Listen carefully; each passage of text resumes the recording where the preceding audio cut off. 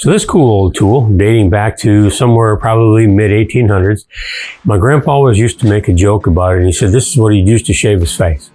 That's why us eggers, man, don't shave. Learn not to do it from there. So today, it's all about spoke shaves. Today I want to show you what spoke shaves are all about and what they can do. It's real simple. It's a simple straight blade, a couple good handles on it, and it's just for literally shaving spokes. If you got to shave something down to get it from square to round, that's what a spoke shave does. I typically set mine up so that on one side of it, I've got a lot of cut. On the other side, I've got a very shallow cut. So if I need to make something shallow, I can get it real shallow. If I need to make it real thick, I can make it real thick.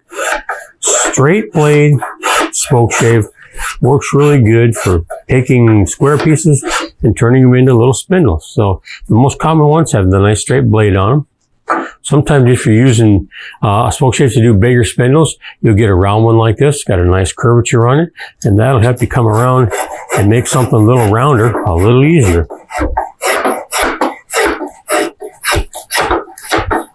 Takes that down pretty quick. And being that the blade is curved, you can get a nice round edge on there real easy with a spoke shave like that. That is nice and round. Somewhere along the line, Stanley decided that they would come out with a combination. So they came out with number 60 here, which is pretty cool. And you'll see what this has got on it is it's a flat spoke shave on one side.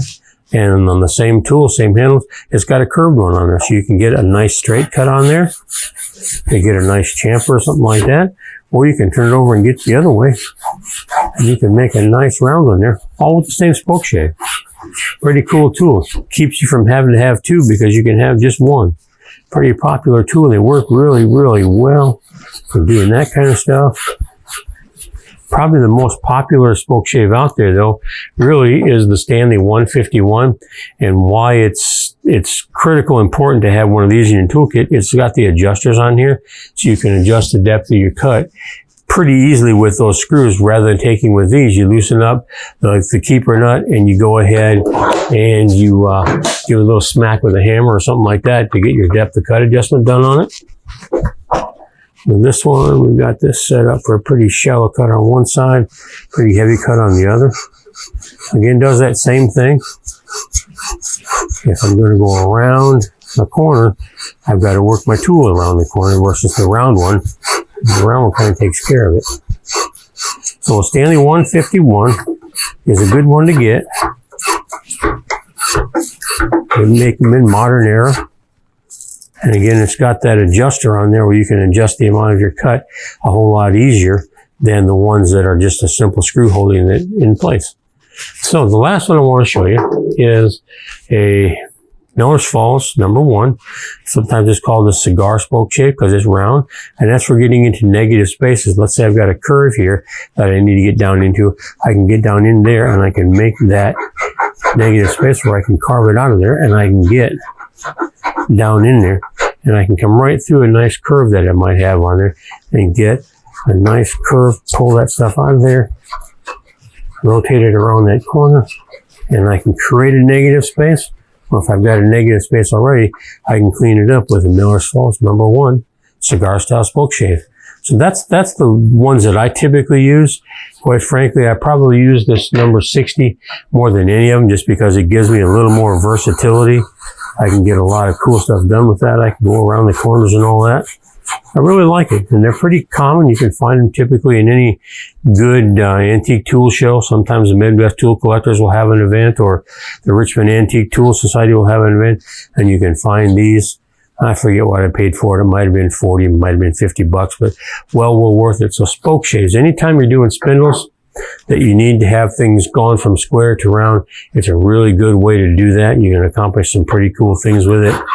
I'm working on a rocking chair now where I'm making the spindles, and it's almost all being done with the spoke shave. And as long as you keep them tight, and you sharpen them just like any other plain wood, you take the blade out, you make sure the back is good and straight, you sharpen the bevel on it, and you get it good and sharp, you go in there and use it. If you want to be a little nostalgic, these old ones like this, what's cool about that is you can adjust the depth of the cut with the wing nut here on the side. You just turn that out, and pretty soon your blade's sticking out a whole lot further. You can make a whole lot more cut out of it. The thing, if you're looking for one like this, look for the ones that have got the brass plate on it here.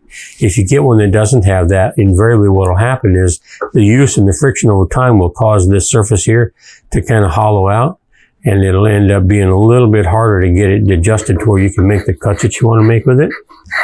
So, good old-fashioned tool stuff. You know, this tool is probably in the neighborhood of 150 to 175 years old, and it still cuts today just as well as it did way back then. Even though Grandpa said he shaved with it, I still use this for wood. That's what spokeshaves are all about. Will you give us some tips on holding material? I know you're using a vise right now, but what if you wanted to really make a full spindle? Like, how would if I wanted to make a full spindle, I would take it over to my shaving horse and lock it into the shaving horse and use the shaving horse to hold it, because you can do a lot longer piece to it, and it's a lot easier than taking it in and out of the vise. So a shaving horse is a real good way to do it. End vise is good. If you got to use your leg vise, you can do that. But the biggest thing is you want to have something that'll hold it nice and steady, so you can keep it in the place where you want it, and you can access all the surfaces that are on it. So, I sometimes do it on my end vise. It depends on what I'm doing and how much ambition I feel like in terms of getting out my shaving horse and doing all that, but it does a good job. Sometimes you'll end up just climbing into the bench and pulling it off the bench if you don't have a shaving horse. And, go ahead and look.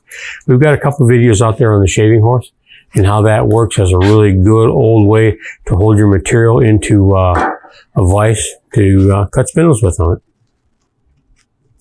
That is everything Spokeshave. Questions, comments, leave them down below. And subscribe too. We like that when people do that. We've finally gotten to the point now we've got a pretty good healthy group of subscribers, and we appreciate all the questions that they come up with in the comments. We do our best to get back to every single one of them. Thank you much.